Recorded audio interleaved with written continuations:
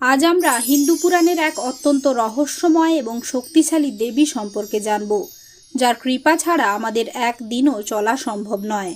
হ্যাঁ, আজ আমরা কথা বলবো দেবী নিদ্রাকে নিয়ে।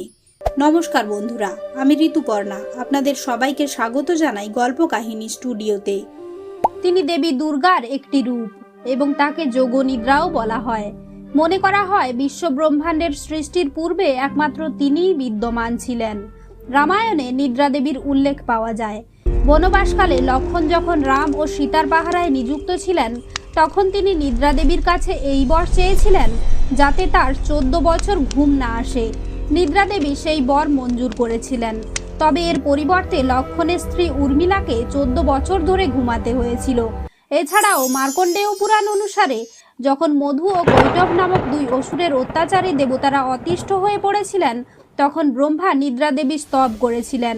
নিদ্রা দেবীর প্রভাবেই ভগবান বিষ্ণু জেগে উঠে মধু ও কৈটবকে বধ করেছিলেন।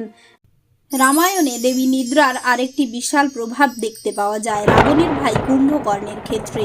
কুম্ভকর্ণ যখন ব্রহ্মার কাছে কঠোর তপস্যা করে বর চাইতে গিয়েছিলেন, তখন দেবতাদের অনুরোধে দেবী সরস্বতী এবং দেবী নিদ্রা কুম্ভকর্ণের জিহ্বায় এবং মস্তিষ্কে অবস্থান নেন।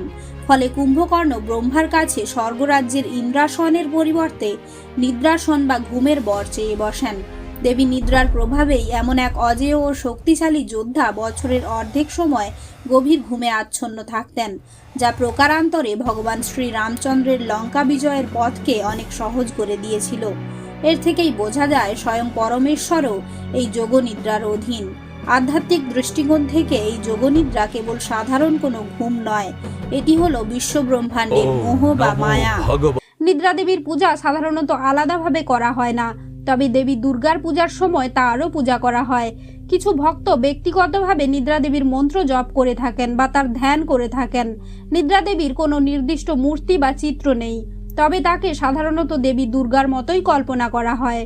মনে করা হয় নিদ্রা দেবীর কৃপায় মানুষ শান্ত ও গভীর ঘুম লাভ করে এবং শারীরিক ও মানসিক ক্লান্তি দূর করতে সক্ষম হয়। তো বন্ধুরা, ভিডিওটি ভালো লাগলে অবশ্যই লাইক, কমেন্ট, শেয়ার এবং সাবস্ক্রাইব করে পাশে থাকবেন। ধন্যবাদ।